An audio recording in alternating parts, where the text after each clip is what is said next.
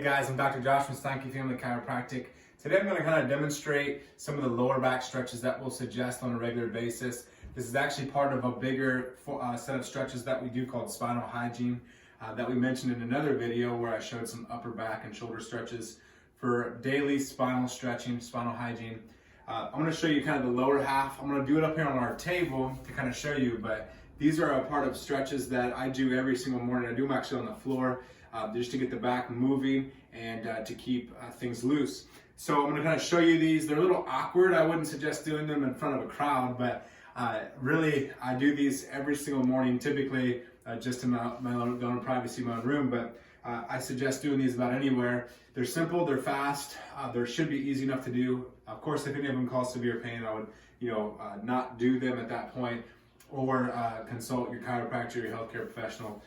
But these are what I do on a regular basis. I'll kind of show you, and I'll kind of walk through some of these. So anyway, typically the first thing I do when I'm on the floor is what's called kind of a cat camel. So the first thing we're going to do is kind of arch our back. I'm going to take a deep breath all the way in, arch my back, kind of sit back into my heels, and then we're going to drop our belly and raise our head.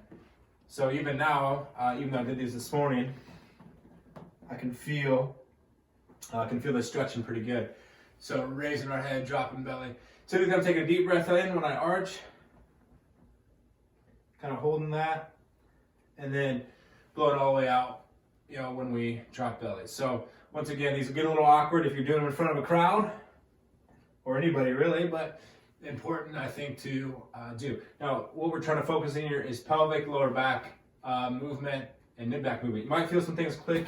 You might feel some things click and pop and move around. That's pretty normal. It shouldn't be associated with any kind of severe pain. Maybe some stretching kind of soreness, but that should be about it. So anyway, that's one of the things we do. We do about 5 to 10 of those, depending on how tight I might be in the morning time. And then typically the next thing we're gonna do is sit all the way back into my heels. I'm gonna reach my hands straight out forward and almost kind of push back into each side pelvic hip area and kind of relax into that.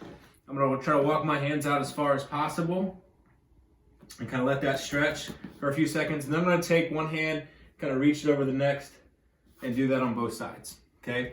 Now I'm doing that pretty quick. Typically I would hold that for several seconds, taking nice slow deep breaths and just kind of letting the body kind of stretch and move out. So that's kind of some of what I'll start with, this cat camel, kind of yoga style stretching, and then reaching all the way out into that pelvis, those kind of things. Typically the next thing that I'm gonna do when I'm down here in the back, I'm gonna stretch all the way out. And we're gonna do some more kind of yoga style stretches. We're gonna push up into kind of a cobra, I guess, type of stretch, and kind of stretching the whole abdomen and front side of the pelvis. I'll come back up into that kind of child's pose almost, and then stretching back. Here, we'll do that several times. Usually one of the other things that I'll do, and I can't really do it here, is lay all the way flat on the floor and just kind of walk my hands forward, stretching all the way out, trying to think long spine, taking deep breaths, those kind of things. So a few just simple floor stretches to do.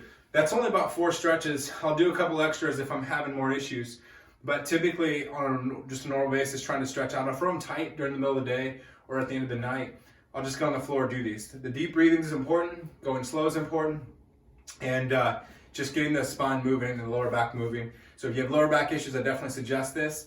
But even if you don't, motion is life. Life is motion. The more you move, the more you live. And so keeping the spine and all the joints moving correctly is a huge part of health and staying moving. So anyway, God bless you. Have a great day.